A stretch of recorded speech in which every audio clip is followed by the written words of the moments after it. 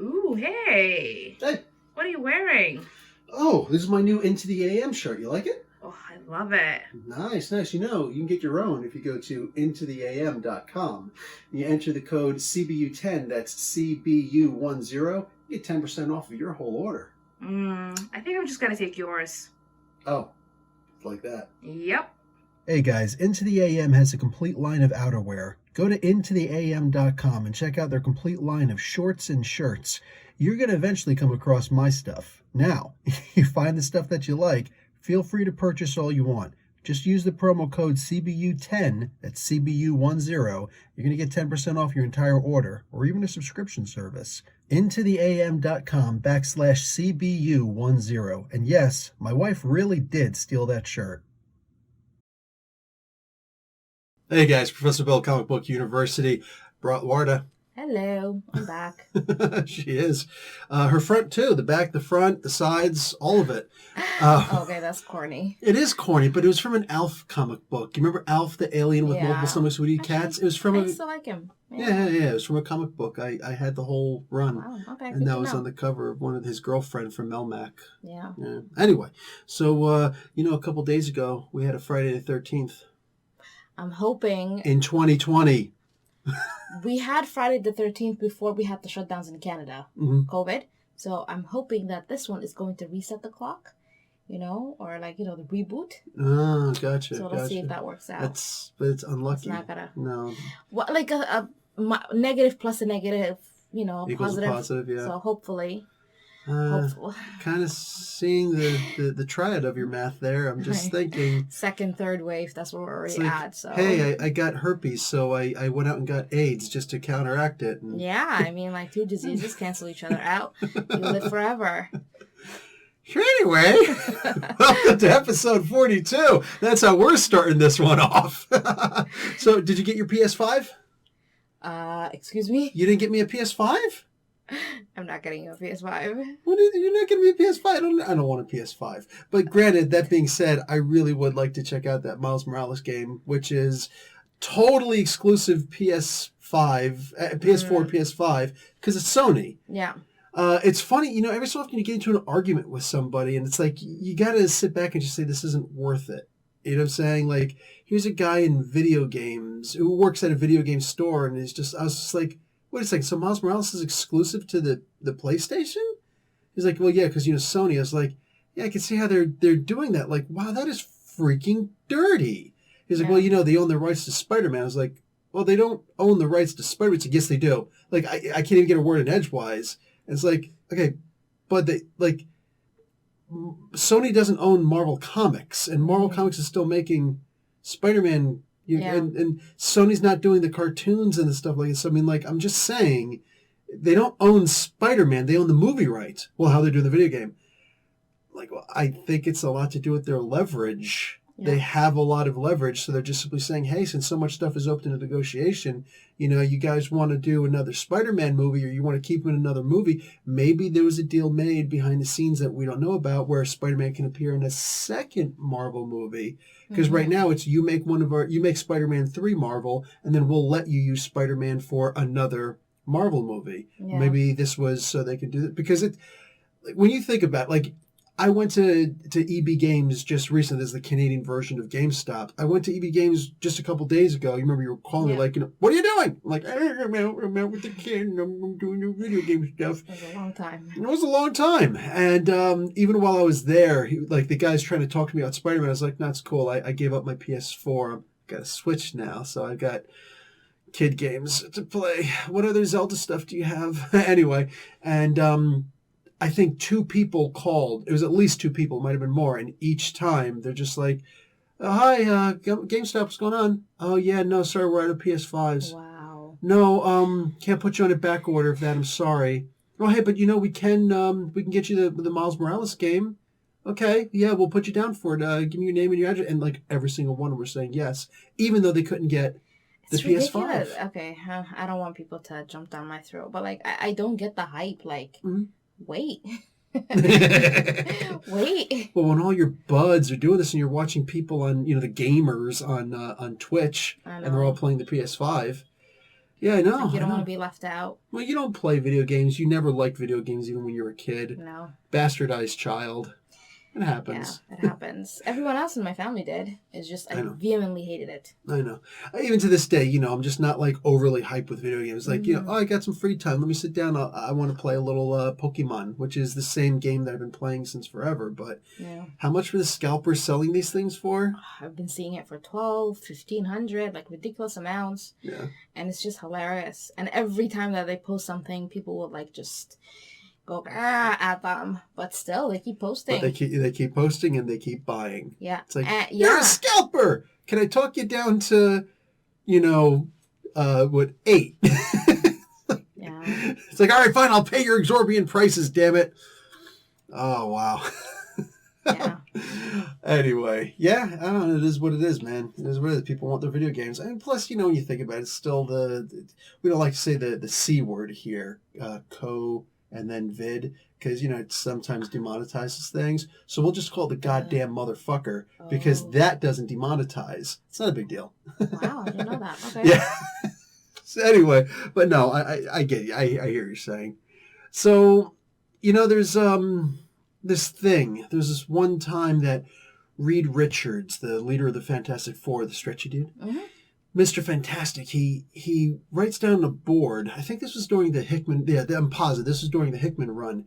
He writes down on the board, like, this is the things that I want to do. This is what I want to my next big project. And he writes down, solve everything. Smartest guy in the Marvel universe, makes Tony Stark look like a postgraduate chump.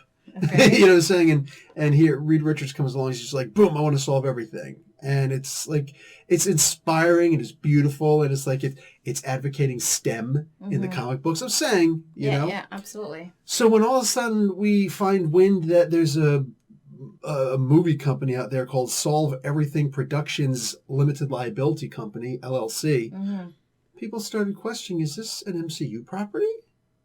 Okay. Right? Because, like, what's going on here? Marvel likes to sometimes do, the MCU likes to try and hide little things once in a while. So here's Murphy's Multiverse, this comic book news agency. This is the first time I'm hearing of them, and they probably never even heard of me. But the idea is, like, they've got this thing, they did this report where they actually did the research and found out it is actually a Marvel company. Okay. It's owned by the MCU. It's one of those side things, which means Fantastic Four coming soon. And they're going to be in the real world? The Marvel version, not the extended universe they're going to be on our you mean like they're registered? Like, I'm confused. No, sometimes these movie companies. I mean, it's funny. Like, it's cool. I get it.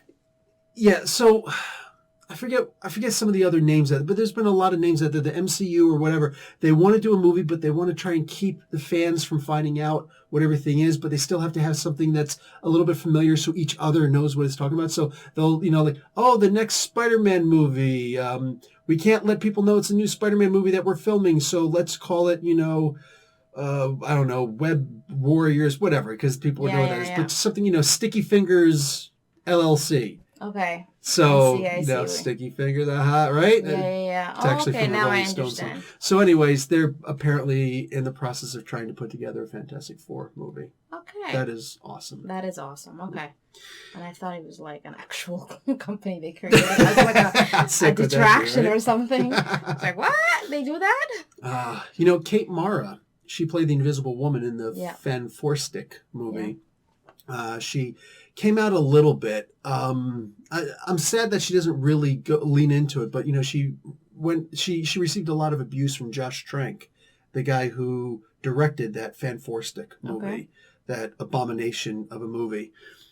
It's a shame. Like, she just comes out, she's just like, I've dealt with 2 directors. They've both been men. One of them was Josh Trank, and it was just, there's some things where it's like the guys aren't getting it and only I'm getting it, and it's like, wow, is it really like this? It's so dark. And she's just a lot of illusion, and this is it's good that she's at least speaking up about it, because Trank came out recently, and this was like a couple months ago, and he's just like, they really didn't do me right. They did all these bad things to me and blah, blah, blah, and I just wanted to make a movie. I wanted to make a great movie. And it's like, dude, shut up. Like, he was supposed to do a Boba Fett movie. And Star Wars, Disney owns Marvel and Star Wars. Yeah. They heard all this stuff that was going on that set, over in Fox, and they're just like, yeah, don't call us anymore, and we won't call you. He was taken off of a Boba Fett movie because of this. I mean, that kind of behavior is just kind of unacceptable. It was always known that he didn't want her for this role. The company Fox, they pretty much forced her on him because she was really popular from House of Cards and stuff like that. And he took a lot of offense to the idea that you're telling me what I have to do in my movie. How dare you? Really? Your boss is telling you what to do, and you're such a prima donna priss that you're pissed off that, While he's telling people what to do. Yeah, that's... I mean, like, there's what's it called? There's a chain of command. There's a hierarchy. Big fish eat small fish. Accept your place. Exactly. Just, there it is, man. Hey, I'm sure you got a full belly. Should have been looking behind you, bud. Right. Yeah. So, speaking about movies, Zack Snyder. Okay, we're the back Snyder at it. Cut stuff. Oh, it's not going to end because this guy knows how to market. Something else that he knows how to do, and this is something that I've mentioned a couple times. I don't think I've mentioned it enough because as critical as I am of those movies, beautifully cinematic, but let's face it, this guy seriously does not understand the characters. You can't make all the characters like the Punisher. Just well, why can't Batman kill? Dumbass, because Batman doesn't kill. It's kind of a part of what he doesn't use guns. So anyway, signature, yeah.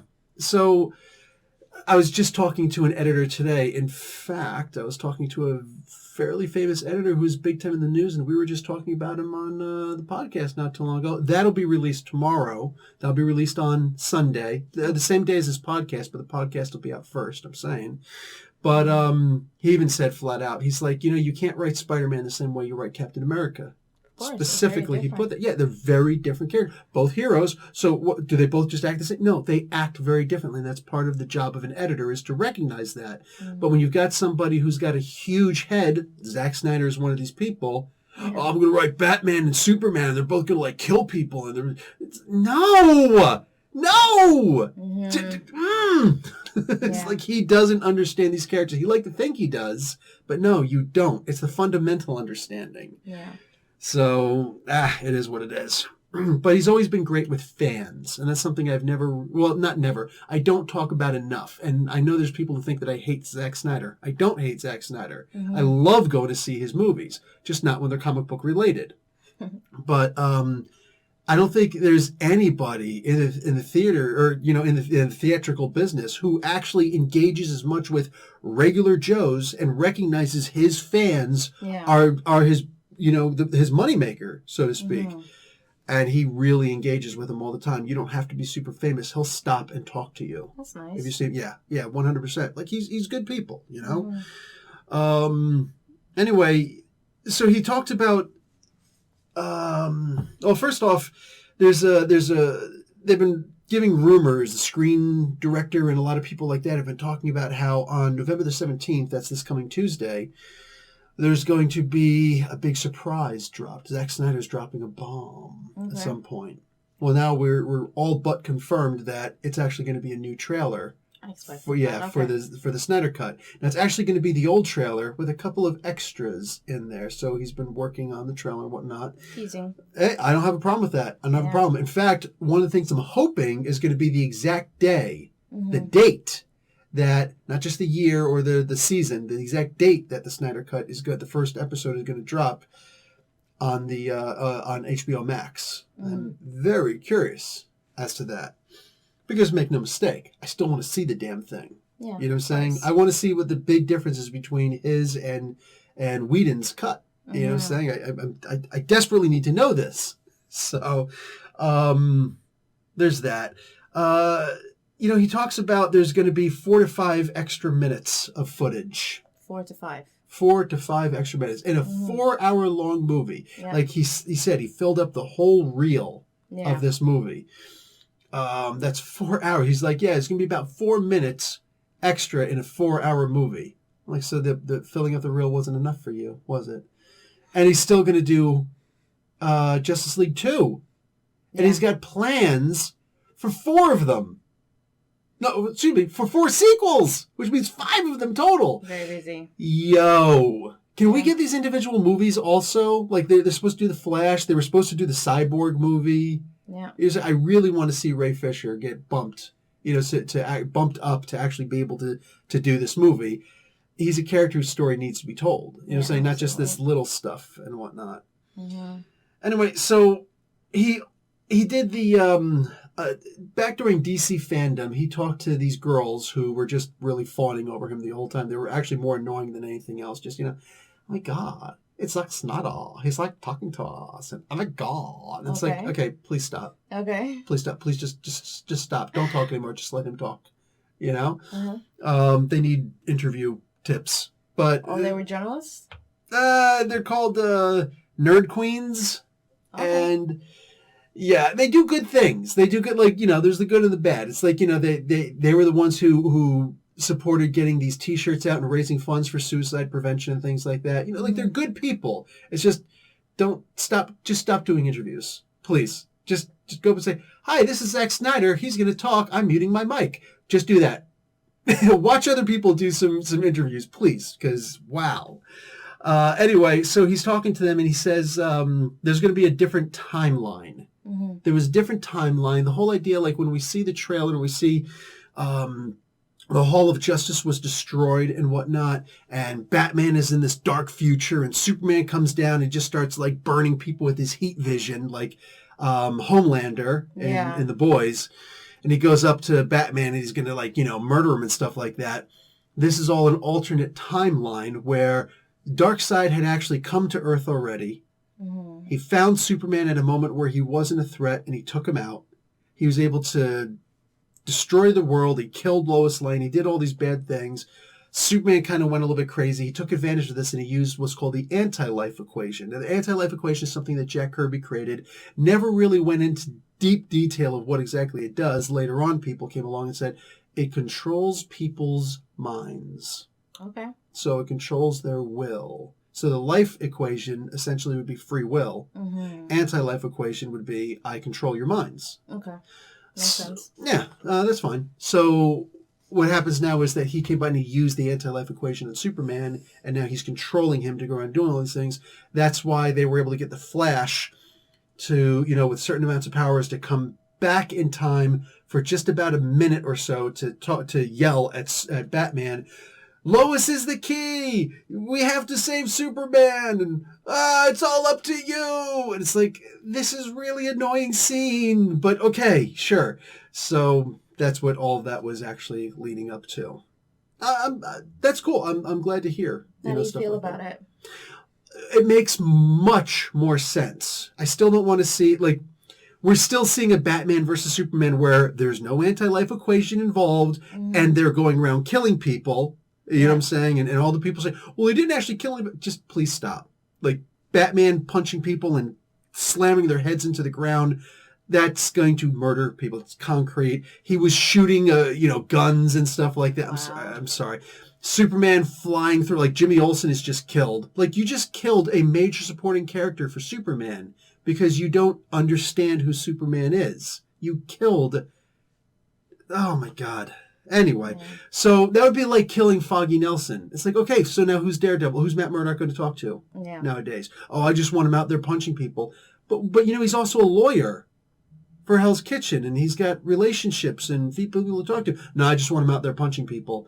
Please don't make movies. Please don't make superhero movies. They're very one-dimensional type characters. Oh, yeah. It's wearing a costume. Henry Cavill was basically cosplaying and not doing a very good cosplay. He looked really good. We can all say he looked really good, but he shouldn't be in the movies because, I'm sorry, you actually went with this stuff. Mm-hmm. No, you got to have principles. All that being what it is, yeah. So anyway, Justice League teams... the original plot, and maybe this is actually what's going to happen or might happen in the future, the Justice League now has to, with this new timeline... The Flash, when he talked to Batman, Bruce Wayne, he knows his information, so he's going to try and I got to form the Justice League, I got to do this and this and this, and I got to get everything. So now Darkseid can't get to Superman, hopefully, and they have to go and try and take out Darkseid. Sounds a lot like the Thanos thing. Yeah. So anyway, he says they meet up with Martian Manhunter at some point. They meet up with this guy right here. Yeah, I remember him. Okay, cool. And then they meet up with Hal Jordan, the Green Lantern, and then they go off into space and they let's beat up on Darkseid and take out Darkseid. Okay, cool. So all that stuff was revealed in his actual interview that he did, and cool. So this isn't me spoiling anything. This is him spoiling things and me reporting on the spoilage. Yeah. Spoilage. I think that's going to work. Hopefully they'll have more in that bag of tricks. Yeah. He talks about how Jason Todd was badly brutalized by the Joker and then set afire. He used the word set ablaze. That's a weird way of looking at it. And that's the reason why Batman retires. He wanted to do a Dark Knight Returns movie. That's the thing. When people who don't read comic books, the first thing they read is the dark and gritty stuff, usually by Frank Miller. Frank Miller himself even said, I hate the idea that I did Dark Knight because everybody thinks that's who Batman is. You know what I'm saying? When you think about it, it's like there's Frank Miller who did these dark and gritty stories, and then you have Alan Moore who did also dark and gritty, but they were very cerebral. Like, he didn't clown around, and he had these stories that were intricate with multiple moving parts, all operating at the same time, and that's hard to do. Math is hard. So, we'll just go with the dark, dirty, gritty stuff that Frank Miller did. And Frank Miller's like, I sometimes wish I never did these stories. Because in order for me to have made those stories, I had to know the history of Batman and put this in an alternate universe. So when people come along and mine is the first story they see, I didn't make a Batman story. You can't look at my story only and then make a Batman story, because I didn't. Wasn't there someone who said, he was criticizing superhero movies, and he said, movies nowadays are amusement parks? And people were mad about that. And I remember us talking about that. So, yes. Yeah, that was, I can't remember his name right now, but he's the guy who did it was Coppola. It was Francis Ford Coppola who said that. No, it wasn't. Not the Godfather guy. Irishman. Yeah, he did The Irishman and those movies. Yes, correct. Yeah. No, I'm just thinking, maybe he has a point, Or I think what he was meaning was something else, but, from what I'm thinking is that, yes, the gritty, very amusement park, cathartic type of storytelling it's good, but then that's not the only thing that you want, right? So it's if you're leaning into they're easier to tell a lot of times. If you're leaning into that kind of storytelling, then you turn everything into a pastry, as opposed to a very well balanced meal. This is true. It's not wrong. So the final thing, he wanted Carla Gugino. I don't know. I don't know who she is. I looked her up. She was in a couple movies, whatever. He wanted her as Catwoman, which, good to know. So that's basically it. He wanted to make a Dark Knight movie again with Ben Affleck. It might still happen, whatever. So we talked about how Johnny Depp is not going to be in Fantastic Beasts anymore. He's going to get paid. He's still going to get paid because he's got that. You saw that on your own, huh? Yeah, I did. Yeah, nice. Yeah, he's got the pay or play, and it's still an 8 figures contract, rumored to be around $10 million. So get that bag. Yeah, he only did 1 day on the set anyway. He's just like, so I get paid. Yeah. Boom, done. So he's not overly upset about it because he still gets paid, but it is still embarrassing. Meanwhile, Amber Heard goes and announces that, she's still set to co-star in Aquaman 2. It's like, what is that, rubbing it in? Well, that's the thing. It's not rubbing it in. She's not going to quit her job. He was made to quit his job. But she's not going to voluntarily quit. There's that, did you see that there is a, what was it called, a petition? A petition to... Yes, I have. In fact, I actually have it up here someplace. I was going to show you. Let's see. We've talked about the story a few times, and at this point, I think I don't feel the same way that I felt about it. I'm listening. It's too much. What's too much? Like creating petitions to get her fired.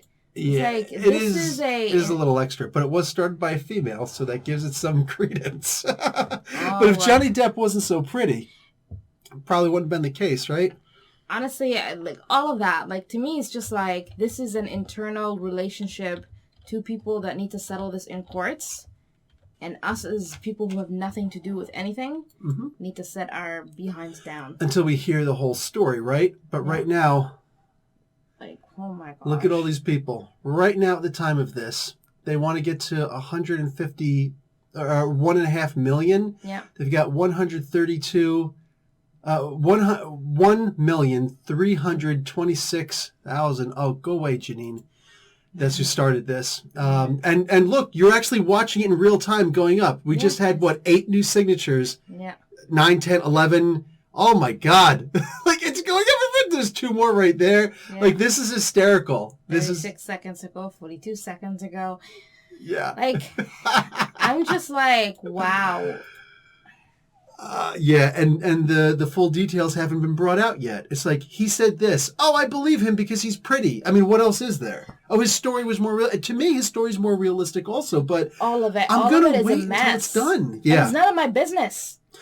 For the most part, agreed. It's not. But, like, here's the thing. When it's actually tried, when I get to see the evidence that was, and how it was judged upon or whatnot, maybe the judge is going to be a scumbag and he's just going to, like, I'm a far lefty and women need to be heard and believed regardless of whether it's true or not. Maybe he'll do that. You know what I'm saying? And I'm going to look at it myself and I'll judge for myself. But right now, I don't have much to judge on. I don't think He's got evidence, she's got evidence. Yeah. His evidence is a lot stronger right now. But that's the thing, though. We're so on the outside, we'll never have enough evidence to actually have solid, good opinion. I'm going to disagree.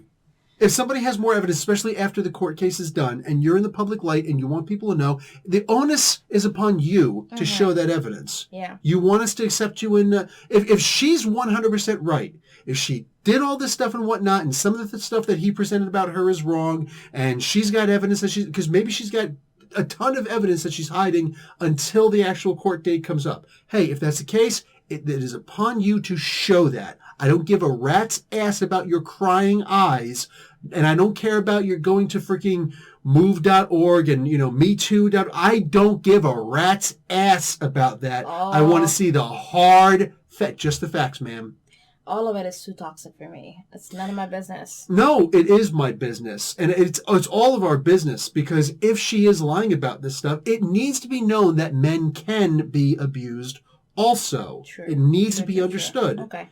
And likewise, if he did abuse her, look, men, do still do things like this, and I'm saying, it's horrible. Even the people who you love. You know what I'm saying?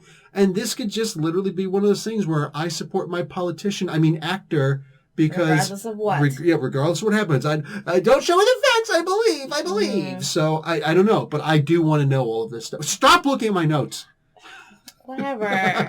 Just let it go. Oh man, you're trying to make my notes go. So anyway, Mads Mikkelsen is actually in the front running right now to replace him in the movie. He's the guy who played Cagliostro, the enemy to Doctor Strange. Yeah, I saw the pictures. I shuddered, or whatever the phrase is. Really? Yeah. He looks like a bad guy. He played Cagliostro. He can't play... He does. But Grimbledorf? Oh my gosh. Grindelwald? Grimwald. Yeah, him.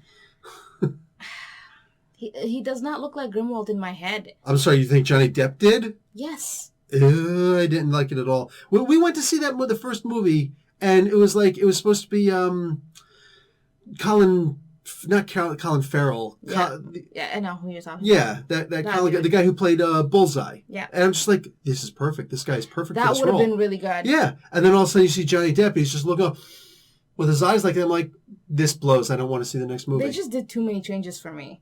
Man. Yeah. I hate when they do changes in movies. Yeah, I wasn't a fan. Yeah. So, Aquaman 2, Aquaman himself is your boy Yeah, on the him? computer. Jason Momoa. So he's admitting that, and we knew this, but like he's coming out and saying, like, dude, I was broke after my Khal Drogo character was killed. He couldn't find work and he couldn't pay the bills. Here's something that bothered me. Mm-hmm. It's very challenging when you have babies and are completely in debt. Yeah, welcome to the real freaking world, dude. Like, I know. Who are you talking? Like, I'm sorry. Right now, you have this Aquaman 2 contract, multiple seasons, and this. And this guy was also in Stargate Atlantis, the TV series, and whatnot. Like, this guy's been working. You know what I'm saying? So, I hear you, bro. But, I mean, especially nowadays during COVID, you have the nerve to open your mouth and allow these words to be uttered. Like, it takes a special kind of stupid to not read the room and say, maybe now's not the time. There's people who work in freaking McDonald's and Burger King, like, 8-hour shifts in each place, you know what I'm saying? And like no days off, busting their ass for minimum wage. And this guy's talking about, it's hard when you have babies and you're in debt. Dude, these people are by themselves and they're still struggling. So. And I have babies and are struggling. Yeah, and, shut up. Yeah. Like. I know. It's just one of those things. Like sometimes read the room, dude. Look around. I know. When the class war happens. Yeah. I think we're just gonna leave him for last. Leave him for last? Yeah, leave him for last. He's kind of nice. He's cute. He's not one of the corporate heads. He's still a worker. Doesn't matter. I don't care. You want to kill him? I want to eat him. Okay, that's creepy. Okay. Y'all heard it here. This is the crap that I deal with. I'm talking about class war here, okay? Yep. Keep on making it worse. Okay, so move on. WandaVision, they keep on moving the dates back, and that's supposed to be January 15th. I don't get it. I don't get WandaVision. Like, it's just, like, the people that I saw in the movies were serious, but this kind of feels very jolly.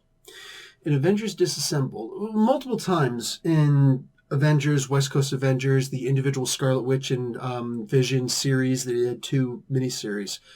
They explored that her powers, they don't really understand her powers. At first, it was just a mutant power to cause probability manipulation. Mm-hmm. She can make a banana peel out of nowhere, and someone is running away, and they slip on the banana. She can make a lever, just probability. There's a 1 in a billion chance that this lever will actually activate. You know, saying by being left on its own, I'm going to manipulate that and try and up those odds a lot. To make the lever move and things like that. Really weird kind of power, right? Then later on, it got changed to multiple different things, and pretty soon it was realized that it's not chaos magic and stuff like that. It's actually probability manipulation. So on a grand scale, not probability, that's luck, which I started with the conversation with. It's reality manipulation. Mm-hmm. She can actually shape reality around her. Now imagine if you had this massive amount of power. Now imagine if you realized that imagine if you realized that I was actually sterile. I can't have kids. Mm-hmm. And you're like, wait a second, so did I make it so you could have kids? Then you realize that not only are these not my kids, they're not really your kids either. You created them completely different out of nowhere. Your whole life was a lie. This is what we've explored with the Scarlet Witch. Mm-hmm. So she's gone crazy. And she's got reality manipulation power. She can actually change reality around her. And she's crazy. Yeah. She can control reality. And she's crazy. Like, so all the stuff that you see, this is basically her snapped. Okay. Yeah, all the crazy stuff that happened, like, you ruined my life, and he's I don't even know you. You're about to. And boom, all this crazy stuff. Like, she went through so much. And we're going to be exploring that in this. 6 1-hour-long episodes is what we're getting out of this. And they went to a lot of detail with this. There are people involved in the in the TV show who are just like, you need to understand, this isn't 6 episodes of a television show. This is like 6 1-hour movies. independent of each other, yet a thread being woven in between them all. Oh, that's gonna be It is deep. Yeah, it's intense. They actually went, Kevin Feige, the master of MCU, and several other people went and actually hung out with Dick Van Dyke. He's still with us. 2020, you better back the hell off. Dick Van Dyke from the Dick Van Dyke Show and from the Mary Tyler Moore Show. It's like these are classic staples in history, way before my time. Yeah. And they went and sat down and talked with him. It's like, how did you make this show believable? And boom, he gave advice and whatnot. And they took this.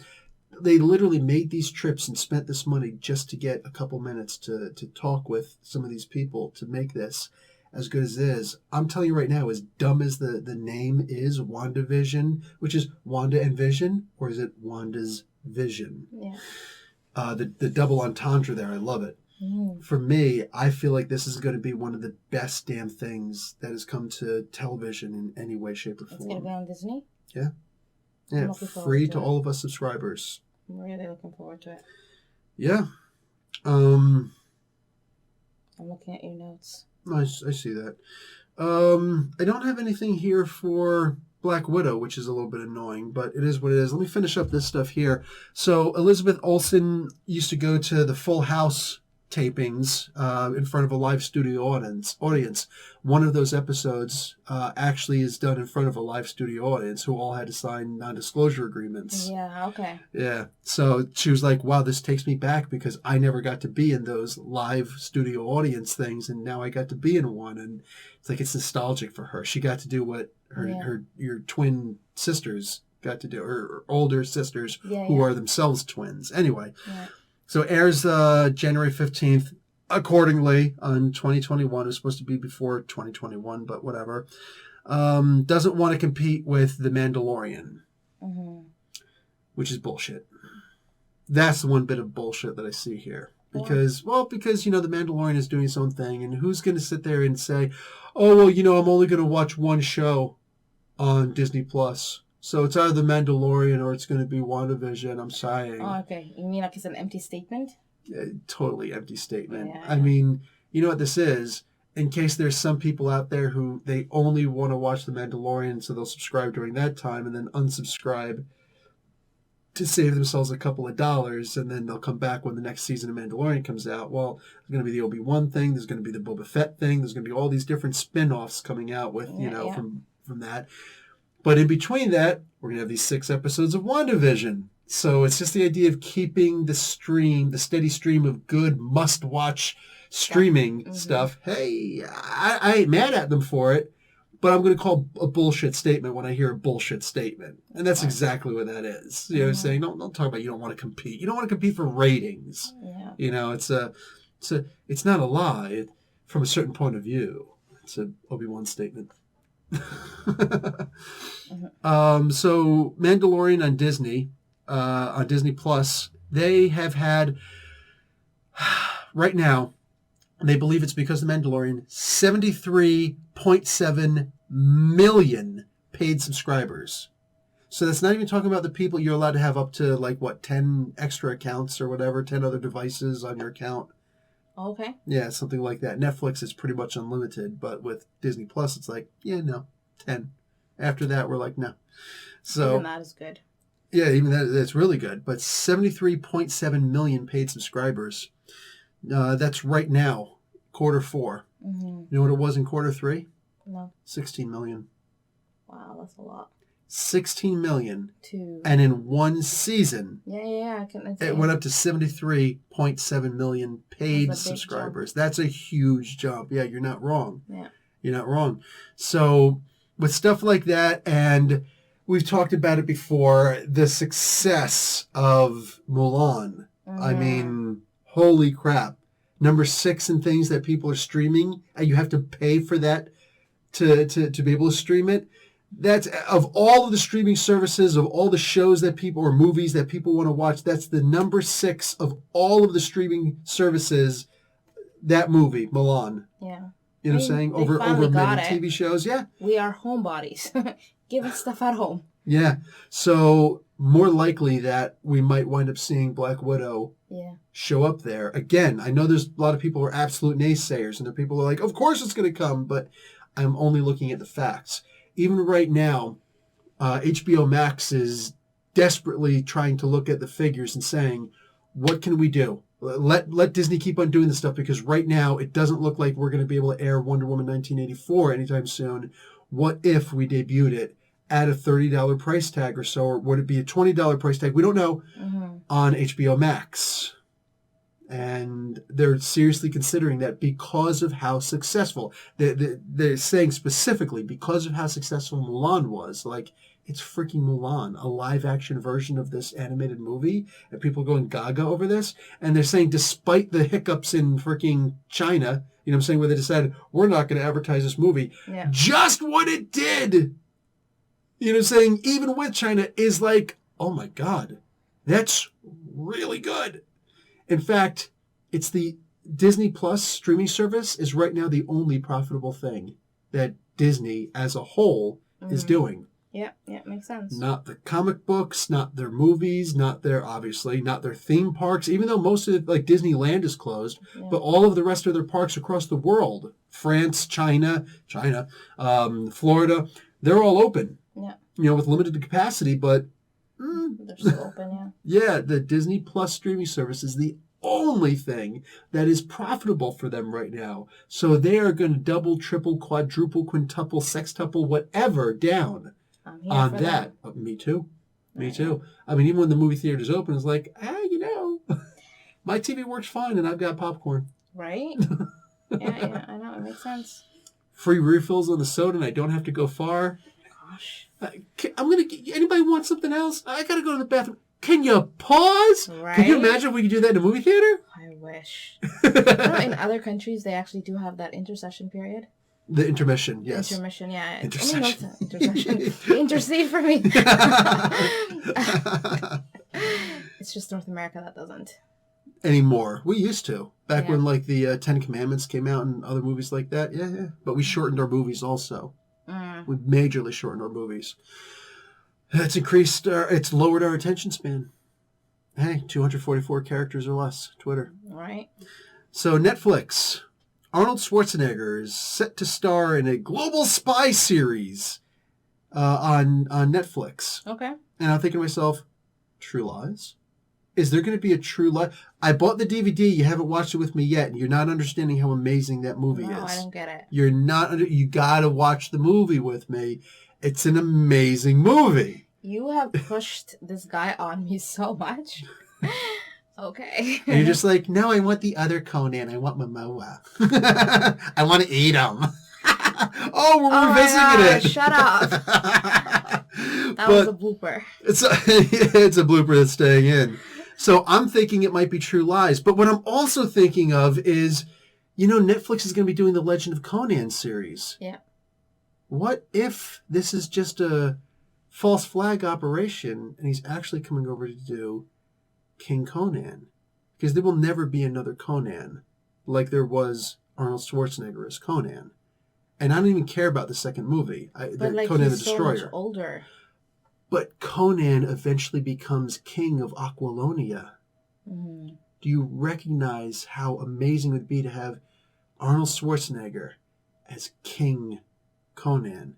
There's Conan the Barbarian, Conan the Destroyer. My books, I've got Conan the Rogue. I've got all these different, versions of Conan, all the different things that he's done. But eventually, and his first story, the Phoenix on the Sword, was actually started off with him being a king. He was the king of Aquilonia, and it's like, I need to see this. And we fans need to see Arnold Schwarzenegger. I don't want to see anybody else. I need to see him as Conan the King. King Conan, because he deserves it. Because he made this. I mean, Roy Thomas also.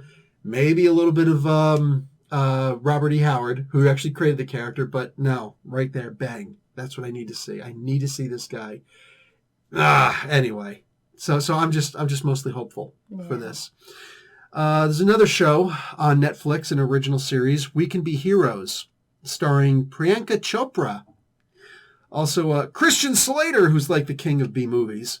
And Pedro Pascal. You ever heard of this guy? Sounds familiar. The Mandalorian. Oh, of course. And it's set in the same world as Shark Boy and Lava Girl. You loved that. I do not love that. I do not love that. But this is the We Can Be Heroes. It's a new TV series that they're going to be doing. Well, Netflix series. So it's supposed to be for kids? I can't be sure. I'm hoping since it's set in that world. Shark Boy, Lava Girl. Yeah. Yeah. I don't know how I feel about it. I honestly don't like Priyanka. Really? Why not? I don't know. She just gets on my last nerve. You're a racist? Is that what it is? Or she's just very like that's just the vibe that I get off of her. Wow. What if she was in Gabi Gushi Gabi Yam? She was not. I know, but what if she was? Then would you appreciate her more? I don't know. Even people who never liked Shah Rukh Khan were like, he was in this and he was really good, so okay, fine. There's something wrong with those people. Shah Rukh Khan is just the best. I know. Yeah. Almost as good as me. I'll plead the fifth. This is Canada. There's no Fifth Amendment in Canada. Whatever. We took it from the movies. It's ours. This is the crap that I deal with, my peeps. This is the crap I deal with. How about Peacemaker, the Suicide Squad spinoff starring John Cena? It's going to be adding Danielle Brooks. Remember Tasty from Orange is the New Black. Oh my gosh, that's amazing. I love her. Yeah, I know. Okay. I know you do. So I told you there's going to be a little bit of, orange, yeah. Yeah, orange. There you go. Okay. So now all of a sudden, this John Cena TV series, all of a sudden, you want to watch this now, don't you? I do. Boom, and that's what happens. I'm very blah on John Cena, but for Tasty. So are a lot of us. Yeah. His acting career, it's like, okay, bud, keep trying. Yeah. But we'll see. James Gunn is highly praising him for his role as Peacemaker. So, it was enough to give him a television series also, besides the Suicide Squad movie that he's going to be in. So, I'm looking forward to it. Yeah. Black Lightning. There's a spinoff called Painkiller starring Jordan Calloway coming out. This is actually fairly big news. Even if you're not a particular Black Lightning fan, it's like when you start making spinoffs of these TV series, that's actually kind of a big deal. Painkiller, I don't know too much about the character. I wasn't like an avid Black Lightning reader. I have the original first issue. Yeah. I've done reviews for Cold Dead Hands, which brings back Tony Isabella, the original creator for Black Lightning. I've got a lot of stuff and I know the history of the character really well. As far as Painkiller is concerned, he was an interesting character who was kind of more of a Winter Soldier type. Okay. For this, so think about Bucky. Yeah. Saying the brainwashing and all this stuff. So not quite the same, but I get the gist. Yeah, exactly. Okay. So that would be interesting seeing a new spin-off. So we could potentially see more Black Lightning showing up once in a while. That would be cool. Yeah. How about some wrestling talk? Sure. So, what do you call it? We used to talk wrestling on the podcast back in the day, and there was unfortunately some bad information that was put out. Some horribly, terribly, terribly bad information put out. There was no research done on this, and I didn't know that we were going to be talking about this, and all of a sudden I come to find out that, horribly misinformed. Okay. So, Vince McMahon, now you're in the union, you're actually one of the union heads, and all that. Mm-hmm. We both care about unions. We're both pro-union. Yeah. The character of Vince McMahon, the personage of Vince McMahon, he's decided that since, he's making more money in 2020 than he's ever made before because of his Fox contracts, and all the money that he's been making by going to Saudi Arabia, that, sweet Saudi money, as my man Salamonsters talks about, says, all you guys who are doing Cameo and Twitch and all these other platforms and whatnot and making money off of it, we own your wrestler names, so you can't use your wrestler names anymore for this. So they all immediately switch over. I follow Paige Her real name is Soraya. I follow her on Twitch. Zelina Vega just started doing her own Twitch thing. And a bunch of people are doing their own things and whatnot. But Vince is now saying, technically I own your real names also.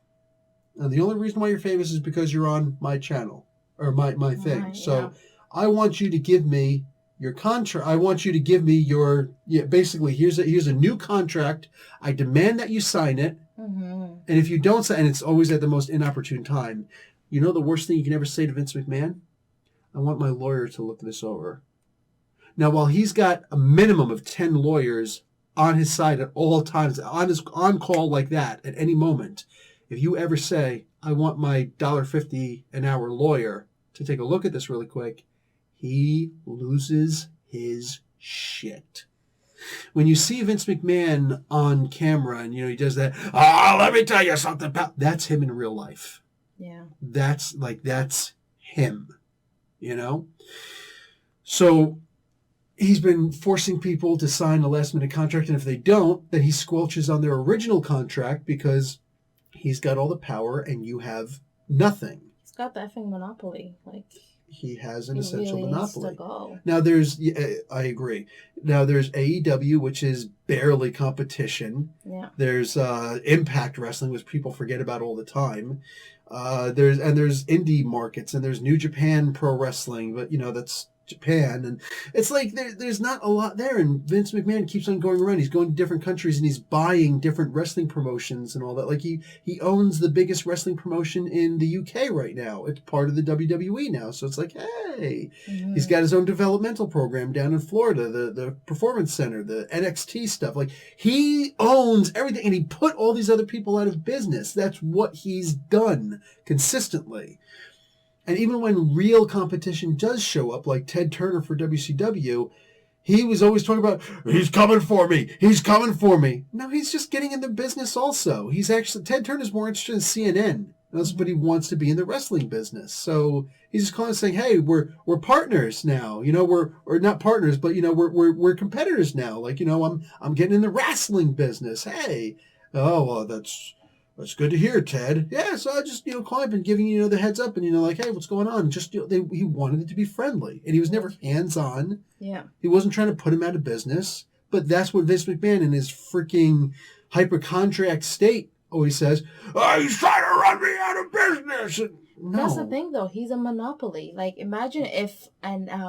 And he did this to all the other territories. Yeah. Like Minnesota, what do you call it? Stampede up here in Calgary. Yeah. Right? All these different, Florida territorial, Smoky Mountain Wrestling down in Texas, and all these different places. There were territories that it's our guys are here, our TV is here. We're not going to travel, we're not going to go into your territory, but we might trade talent once in a while if you want. Yeah. You know what I'm saying? This is what we're going to do. And Vince was just yeah, no. When he bought the company from his father, he said, his father was don't break the deal. Mm-hmm. We're in New York. We've got Madison Square Garden. We're always going to make more money than these guys. Don't break that piece. And he's Dad, I promise I won't. And the moment that his father died, he went around and started stealing talent, including Hulk Hogan. Yeah. That was from AWA up in Minnesota. He went around, he started stealing talent all the time, and specifically telling them, I want you to no-show on their shows. Screw them over. Yeah, screw them over on your Publicly. way out. Yeah. Now, if you ever did that to him, dare you do that to me. He's one of the biggest hypocrites. Basically, I've talked about before, WWE is a garbage company. Vince McMahon is a garbage human being. And that's just who he is. That's what he represents. So when Isn't him and Trump friends? Yep. They're close friends. In fact, Linda McMahon, Trump's wife, worked Small Business Association. She actually did a really good job. Worked under the Trump administration. Linda McMahon, as in Vince McMahon's wife. Wife worked for Trump. Dang, okay. Yeah. She tried 2 unsuccessful senator runs or congressperson runs. I think Senate runs in Connecticut, where they live. It's just... But anyway, so he's going around and saying you have a month to turn over your contracts, otherwise there'll be repercussions. You either shut it down or, bring it over. And he was actually leaning towards the idea, I want you to give it over to me. Well, when people started actually reading the contracts, taking them home instead of signing it on the spot, one, they did go into the doghouse. They stopped being on TV as often. He's trying to bury them, basically, or threatening them with burial. It's like, this is what happens when you're not on TV. People forget you. Mm-hmm. And then 5 years later, when I finally decide to release you, and then you go through your 3-month compete clause. Yeah. By the time that you're ready to show up someplace else, it's like, oh, I remember you. Where were you for the last 3 years? Yeah. You know? And a lot of times it's where were you for the last 5 years because they all just signed 5-year contracts with him. Mind you, he can cancel their contract at any moment for any reason. Yeah. One example is, since he said, I want to own your Twitch channels and your Cameo channels, I want the money from it. Literally, I want the money from it. It's not even like I want a percentage from it. No, he wants the whole thing, and he's going to pay them on what's called a downside guarantee. You familiar with this? No. So, this is one of the major things where the misreporting was just too much for me, and I had to make some changes to the show. The downside guarantee is something that it's a cheat kind of thing that looks good on the surface, and even lawyers have a hard time understanding what this means. A downside guarantee is you come to my company, you work for me. Now, there's a potential if you get famous, that I will give you more money because you're going to be on sweatshirts and T-shirts and hats and water bottles and all sorts of different merchandise, right? So also maybe you'll get a TV deal. Maybe we can get you into a movie. WWE has a studio, so we can actually get you in one of our movies if we like you. Maybe we'll loan you out to Hollywood, and you'll give us a huge percentage of it, but we'll also give you some money also. And all these different things, we can give you some money. So the amount of money you can make is, off the charts. But here's the downside guarantee. Here's the minimum that you're going to make for the company. Much like, back in the day, Michael Jordan, he was making about $25 million a year. But he was making more than $100 million a year. But that $25 million was just from the basketball companies. It was the endorsements with Hanes and all these other endorsements that he was getting. That's what was bringing him over $100 million. So the $25 million would have been akin to the downside guarantee. Say he got those other endorsements on his own. Yeah. So with WWE, they say, I'm going to guarantee you this amount of money, but there's a chance that if your merch sells over a certain percentage and blah, blah, blah, blah, blah, then we'll give you more. But it's completely up to his whims to do that. Yeah. So he says, your Twitch and everything, I'll pay you that stuff, but it's going to come from your downside guarantee. Meaning, I'm not giving you any more money from it. I'm going to take it. Okay. And you have to keep on doing it. Because it's more popularity. There's zero incentive to do it. Yeah. So there's a bunch of people who wound up just leaving their Twitch channel anyways, or the Cameo channels and whatnot anyways, and they said, sorry guys, it's down for a while until we can at least figure this stuff out because I'm not going to keep on doing this stuff for free. I'm not going to do all this extra work and then have to pay Vince McMahon this stuff or the WWE or anything like that. So it was about as dirty gets. It might as well just be him saying, just cancel your stuff, dude. Yeah. Just cancel your stuff. But the problem is he was also putting the feelers out there saying, maybe if you do get more popular because you're doing these things, then hey, maybe it'll increase your chance of getting merchandise, and that's how we'll pay you more. You know what I'm saying? So he's owning these people. He's owning their talent. He's owning their names. Trying to own their personal names also, not just their wrestling names. Yeah, trying to own their creativity. He's literally trying to take a bite of everything. The first time that this happened with the merchandise was actually with Sergeant Slaughter. Way back in the day, here's this guy who just had a very unique look with a gigantic lantern jaw, and he got hired by Hasbro for doing G.I. Joe. They wanted to make him a cartoon in G.I. Joe after the G.I. Joe, the movie, came out. And he's like, yeah, let's do it. So Vince McMahon calls him in the office and says, yeah, so listen, Slaughter, I forget his real name. He's like, listen, you have this G.I. Joe contract. I want you to give me 5% of it. Only 5%, that's what he wanted. And Sergeant Slaughter said, fuck you. In no uncertain terms, he said exactly that. Fuck you. And he walked out. And Vince just ate it. He dealt with it. But now he's grown bigger. He's a shark now. He's grown a whole lot bigger. And he's put a lot of extra sharks in the water too with suits and ties. and briefcases. Mm-hmm. So now, with all of this, the people are getting really upset. And some people have been talking about unionizing. Now, the last time they tried to unionize was actually my man, Jesse the Body Ventura. Mm-hmm. And he was like, yeah, we're going to do this. So he would go around quietly and, hey, guys, we got to try and start. You can't make a big noise about it. Maybe some of these guys don't know. Hulk Hogan got wind of it. And he went and he's got to keep on kissing up to Vince to make sure he keeps his power. And he's like, hey, Vince, Jesse's been going around and he's been saying that, union stuff, like a good little doggy, And Vince got wind of it and he fired Jesse. Yeah. And it wasn't until years later that he learned from Vince McMahon talking on the on a court. He was on the the court of law, whatever, the witness chair. Mm-hmm. He said, Jesse was trying to do a union and Terry Bollea, Hulk Hogan, he told me about it. And that's when he's like, wow. When Body was like, wow, that piece of crap, that piece of human refuse, Anyway, so recently, Soraya Page, she's a person who had her neck broken twice by taking what's called bumps, falling and all this stuff, doing her job as a wrestler. They work like 300 days a year, 320 days a year, depends. So they're always in pain. They're always tired. And every so, when you're tired, that's when you wind up making a mistake, whatever. And it happens. You get hurt. So she broke her neck twice. She's got like 6 screws in her neck right now, 2 scars in the back of her neck. Life sucks for her. She can't wrestle anymore. Yeah. She's not allowed to wrestle anymore. But they just made a movie about her. Dwayne The Rock Johnson directed it, and WWE, sponsored the whole thing. So they just made a movie about her and her family because she comes from an intense wrestling family over in England. So they couldn't fire her when she said, I'm looking into unionization. Mm-hmm. Well, a bunch of people on Twitter have been talking about unionize.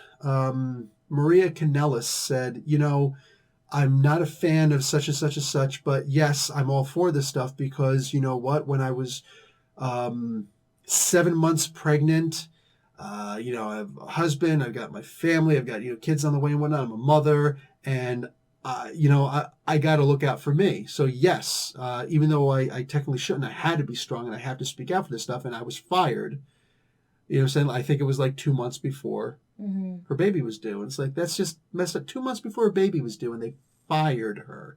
Isn't that called maternity leave?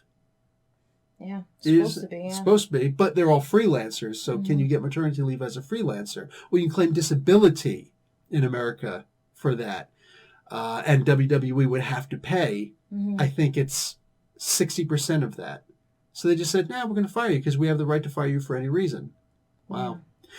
So Zelina Vega speaks up. She's just another wrestler, and she's not a very popular wrestler, doesn't have a movie contract and stuff like that. And she says, this was just yesterday, I am for unionization. 10 minutes later, there's a tweet from WWE that says, we have come to terms with Zelina Vega and ended her contract, and we wish her well in her future endeavors. They future endeavored her. Yeah. I'm not exaggerating when I say exactly 10 minutes. And did they even give her a call? I wonder. The fact is, they don't actually have to. Yeah, it doesn't matter. She probably found out with the rest of us. Which is exactly what I thought, too. Yeah. I was watching her. She says to everybody, I'll see you all on Twitch. So I was actually following her on Twitch today. Her and Paige were both on. And she didn't talk about it, which I respect that. She's got to do her own thing. And Paige doesn't want to talk about that stuff. She's like, don't bash WWE or Vince McMahon. I still work for them, so please stop. Don't be a douchebag. Zelina was just like, I'm not going to talk about it. I'm going to ignore those comments. And it's like, it really sucks. Yeah. It really sucks. It's like, this is one of the worst aspects. See, and this is one of those aspects this is one of those parts of being an employee, or not even an employee, a freelancer, where you want to speak up, you want to say something, and you want to, when people sit there, say, here's the thing, former host on here, even my man Salamonster, who I love Salamonster, when this guy sits there and says, you got to have the balls to stand up. Dude, you castrated little gimp sometimes. Stop talking! He works as a marketer in a big New York company. You know what I'm saying? He can't unionize because he's in management. He's in marketing. He's in management. That's considered management. You know what I'm saying? He can't unionize. He can't be in a union. Yeah. And he's been doing this his whole life, pretty much. You know what I'm saying? He comes from a family where they were able to put him through college, and, he never had to necessarily work at a place. And people who never had to struggle in life, people have always had a nice, cushy job, and maybe their employer was nice to them and whatnot, don't know what it's like in the rest of the world, or in the rest of America. I mean, this person did try, Selena Vega. Selena, yeah. Right? 10 minutes. One lousy tweet. Yeah. And 10 minutes later, you're gone. And it's... Now, what does that say to everybody else? Exactly. It's all about that messaging. Now, let's be realistic. They could all have these figurative balls that these naysayers and people who... I'm sorry, with all due respect, these people are just ignorant of the facts. Am I calling them ignorant? I'm saying that they're ignorant of these facts. They don't know what they're talking about. They don't know. I've been fired. And I never even asked about a union. I never talked about a union, but I was the most popular person in a Costco. You know what I'm saying? And I could be sued for libel for saying this. Yeah, they could turn around and be like, "Did you just say that we fired you because you were in a union? This is damaging to our company. We're gonna have to sue you now to teach you a lesson." They could very well do this. Yeah. But they actually, I'm actually thinking right now, should I actually beep this out? I'm right? Yeah. Do you think I should? I honestly don't know. I don't know. I literally, these are the kind of thoughts that people with families have to think about. Yeah. Because are we going to be able to fight a Costco? We can't fight any of these behemoths, right? And the WWE is just one of the worst aspects of... They adopted one of the worst aspects of capitalism, right? It's this unchecked corporate power. Yeah. So at the end of the day, I look at this and I say, like I said, I was never even talking to anyone about a union before, but they kept coming to me. And I think it was in the 5 years I worked there, it must have been at least 3 or 4 times, at least 3 times. It was usually the same manager would come up to me, senior manager. So there was one person in charge of the store, 2 people under him. One of those 2 people would come to me, and it was usually the same guy who would come to me and just, I'm just stocking shelves and I'm on my forklift. I'm just doing my job. And all of a sudden it's like, "Hey, what's going on, Bill? How you doing?" I'm like, "Oh, hey, what's going on, dude? Hey, what's up?" And, "Oh, yeah, just whatever. It is what it is. You doing everything." And just, I'm like, why is this guy just... I'm trying to do my work. Why do you want to talk to me? What's going on? And then just in the weirdest way, it'd bring up, "Yeah, it's a good job. It's a damn good job," and everything. I'm like, yeah, I like it. It's, it's hard work. I don't need to go to a gym when I'm working here, You're like, yeah. There's people that actually, try and talk about unions and whatnot. It's like, dude, actually, I was in a union for 2 weeks at a ShopRite. A grocery store once before. I don't know anything about it. I know they took $1 or $2 from me, working part-time from there, which was just really weird. I don't know what they actually did for me. I don't know anything about it. And he's just, "Oh, yeah, I found that, there's some Costco's that are actually unionized and this one obviously isn't. And I haven't found that, I or anybody else have ever felt more secure in our jobs working in a union. And a lot of times, they fight against us giving pay raises to people because they didn't come up with the idea, because we came up with the idea better, because we take care of our people better than unions do." It's like, oh, that's interesting. And I'm engaging in this conversation. But after the conversation, all of a sudden I realized that was a really weird conversation. Why were we talking about that? Sussing you out. No, absolutely. Because I'm the, hands down, most popular person in the entire store. Yeah. So trying to get an idea, unions. I don't know if they still brainwash. do, but Walmart actually had, as part of their training package to new staff and to union.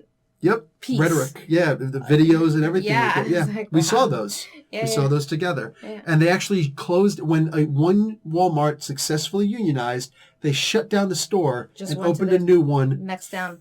4 blocks over. Yeah. Yep. Yeah. In the next town, but 4 blocks over. Yeah. It's like messaging. Yeah.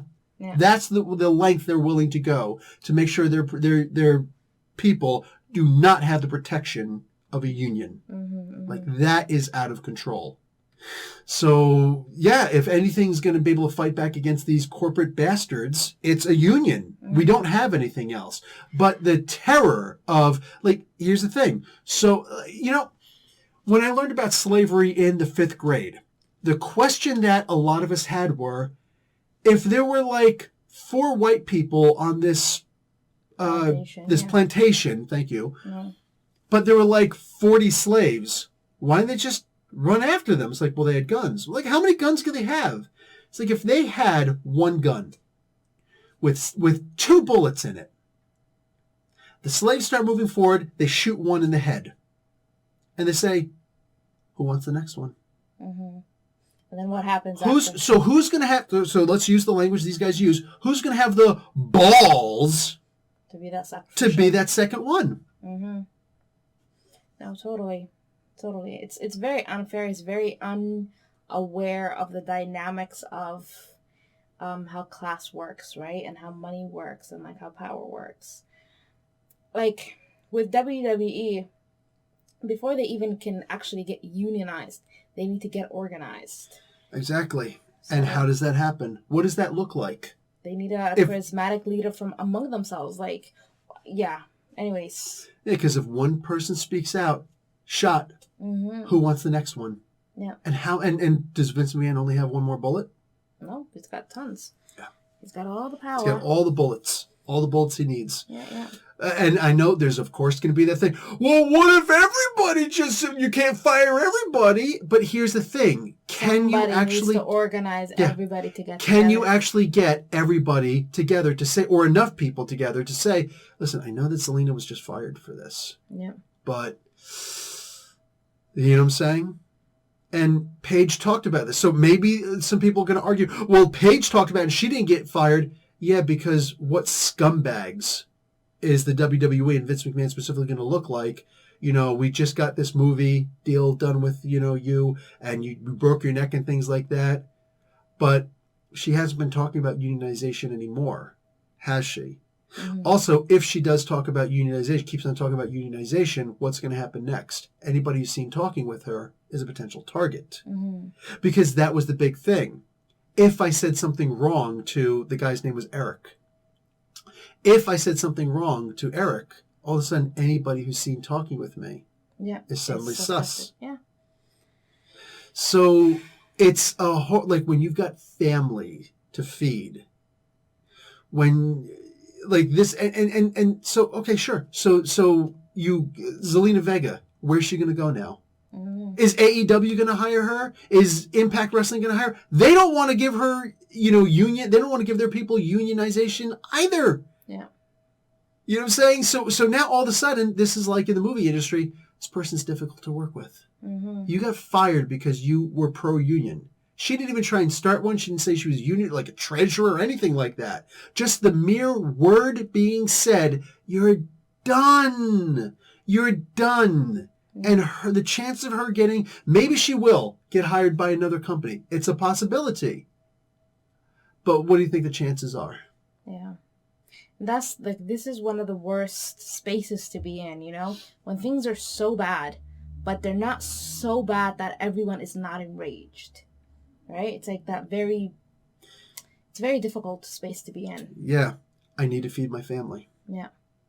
I need to feed my family. How many people in America alone stay with their jobs that they hate? They're abused at work. They hate this job. Yeah. But medical benefits are tied to your job.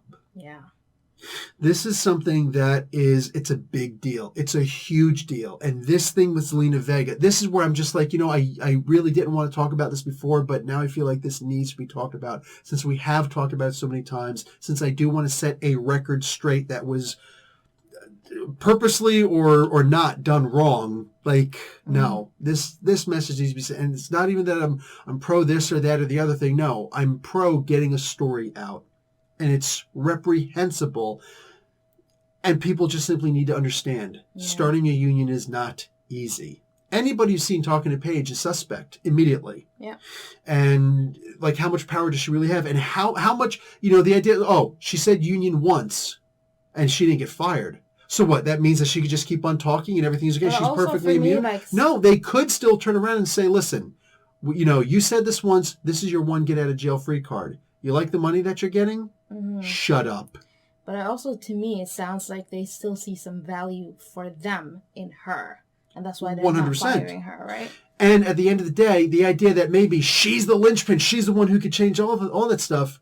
She's not called Paige on her Twitch. She's called Soraya. Mm-hmm. That's what's so telling about this. If you think, no, she's the rebel, they're all going to get behind her, blah, blah, blah, blah. She caved. Yeah. She said, I'm just going to call myself Soraya. Mm-hmm. She's still doing her Twitch, but she's calling herself Soraya. That's a little bit, but she's not sitting there saying, no, I'm Paige. Her real name is Soraya. Yeah. So there's still that idea of, there's still that conformity. At the end of the day, it's a sucky thing. It really is. It's a sucky, horrible, terrible situation. And all the little voices on the outside saying, all they have to do is, please tell me how you did it. Yeah. Tell me how you did it. Tell me your brilliant success story. Even tell me about how you got fired and you were out playing guitar outside the building because they fired you and, you're just out there, unions, it's messed up. F you people in the corporate house. You know what I'm saying? Like, tell me how you were out there singing the blues. Yeah. Tell me something. But no, every single person, beyond the shadow of a doubt, every single one of them who's been talking about this is just nice, lovely, cushy jobs, and you don't understand. You can't even approach the struggle that these people with families have to contend with. Yeah. It's real easy to talk about having balls when at the end of the day, you've never had to use your own. Mm-hmm. So there's that. Yeah. Lots of layoffs at DC Comics. Okay. So a whole bunch of people got laid off. A whole bunch of people got laid off a couple months ago. A whole bunch of people got laid off about a month before that. Lots of layoffs at DC Comics, owned by Warner Brothers, which is in turn owned by AT&T. Yeah. That's the umbrella company for all of them. So Marie Javins was promoted to editor-in-chief. Glass ceilings have been broken. Oh my God, there's a female editor-in-chief. That's a big deal. Mm. And here's this woman who everybody likes, everybody gets along with. Sometimes she got promoted and there's no real understanding why she got promoted. Sometimes she failed miserably at such and such, lost a contract and whatnot, but she's a nice person, so we're going to let her pass and whatnot. And she got in charge. Oh, and, there's a executive editor-in-chief, Michelle Wells. So another woman, and they're replacing Bob Harris, the former editor-in-chief. Daniel Cherry, the third. He's the new general manager, who he reports to the same people that Jim Lee reports to. Jim Lee is the publisher and Chief Creative Officer. Chief Creative Officer not of DC Comics, but of the Warner Brother DC property movies. Okay. So he's barely ever in the office. He'll attend every other meeting, if that, inside of DC. He's mostly outside doing the movie stuff and consulting there. Has very little to do with DC Comics himself, but that's why they hired Don Cherry to replace the former publisher, Dan DiDio. Mm-hmm. But he's not being paid as a publisher. Or at least I assume he's not being paid as a publisher. He doesn't have the title of publisher. Okay. So he still is supposed to technically, according to paperwork, report to Jim Lee, but in reality, he actually doesn't. He still reports to the same person that Jim Lee. So it's a really weird thing. They're just making new titles, which is something that DC does a lot, apparently. Why all the changes? Why all the shuffling? Well, I think a lot of it is to disguise the fact that a lot of people are being fired. Mm. So, mind you, I'm going to say this again. I've said it a couple times during the show. You don't have to report on getting rid of writers because they're freelancers. Yeah. You have to report on the hiring and firing of employees. Freelancers are not employees. You can be gone in a moment. Yeah. You just don't get a new contract. Yeah, exactly. Mm-hmm. Exactly. So there's a lot to be said about this, and I don't know that I necessarily want to get into it, but DC Comics right now is an absolute hell house. It's a mess. Yeah. And Troubles. it's funny because, we talked about in the Champions 2 review how, the world is on fire, but look, Kamala Harris, first woman vice president. Whoa. Yeah. Glossed over the idea of her politics and what she's actually, the people she's put in jail, single mothers and single parents and people who've done drugs like weed, which is mostly legal nowadays anyway. And those records aren't being expunged. No. And she refuses to prosecute the rich people, the fellow rich people like, Steve Mnuchin, who's actually worth a lot more than her, but is also a campaign contributor, go figure. Anyway, but she's black and she's a woman, so hey. So here's all these people who are being fired in DC. What do? Well, we had to let go a whole lot of people, but look, glass ceilings were broken. Marie Jevons, she's in and Michelle, she's also there. Wow, look. So look, a nice smoke screen. Yeah. Nice smoke screen. You ever broke a fluorescent bulb before? I'm sure I have. There's the long ones, red ones that go up, the industrial ones. When you break them, there's some smoke that comes out. I've done that. Yeah. So glass ceilings being broken actually was just a light bulb and some smoke came out as a smoke screen, but it's a thinly veiled smoke and I can still see what you're doing. Yeah. And it's dirty. It is. This is what identity politics actually is. This is how it's actually being played. It's not diversity for diversity's sake. No, it's diversity because it's not authenticity. It has its own motives. It's for marketing purposes. Yeah. So Lilo and Stitch live action movie is the next live action movie that's going to be done. I don't know how I feel about that one. But the guy from Crazy Rich Asians is doing it, John M. Chu. Okay. He's also the same guy who we just reported 2 weeks ago, is also 2 or 3 weeks ago. He's also being put in charge of the Willow remake. Mm-hmm. So now he gets to do this also. And it's who's asking for this stuff? Here's the thing. Lilo and Stitch is such an animated story, though. Yeah. It was They're going to make a beautiful. live action version. Now, I've been to Disney World, and they did have, I don't know if they do anymore, they had a thing where Robin Williams was doing the voiceover, and they'd have a little Stitch animatronic thing that would run around all over the place. And it looked really cool, but it was clearly on a track and whatnot. And I don't know, they're going to CGI this thing. Is they going to have a little Yoda puppet? It's got similar ears. Yeah. So, what exactly is going to happen? And I just don't care. Maybe it'll be great, maybe it won't, but this is the thing. It's once again, here's another story. And this is probably going to go straight to Disney streaming, same exact thing that Milan did, So, hey, here's just this another throwaway thing. Here's another idea that we've already had that we're just going to redo it, but we're going to do it live action this way. Guys, right? It's just a reuse of another idea. And this is what we see all the time in comics and movies everywhere. It would have been nice if they actually turned that into series.